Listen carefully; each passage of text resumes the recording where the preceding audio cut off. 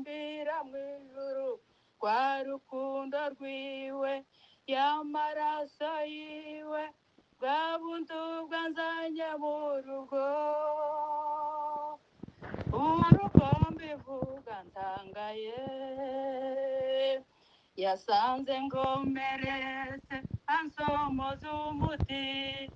arampumuriza ati umururu wanje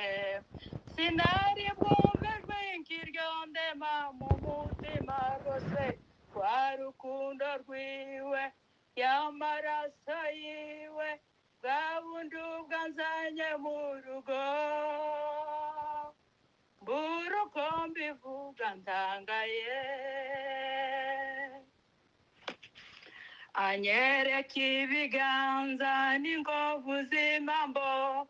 n'igisibo c'amahwa yambitswe mu mutwe nibaza ico yambonyemo catumye ambabarizwa atyo rwa rukundo rwiwe y'amaraso yiwe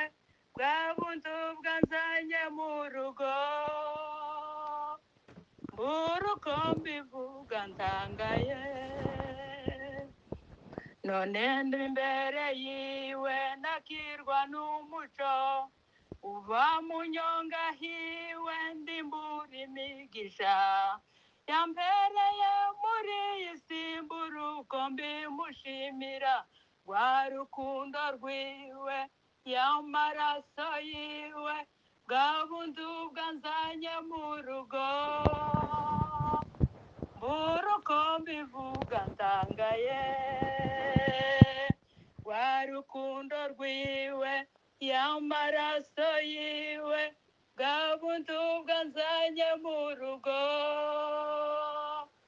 buruko mbivuga ntangaye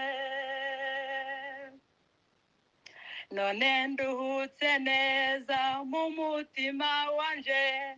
ndorere urya munsi azogarukako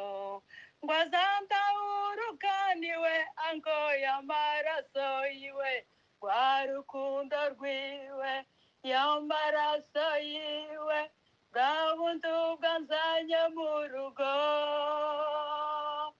buruko mbivuga ntangaye yasanze ngomeretse ansomoza umuti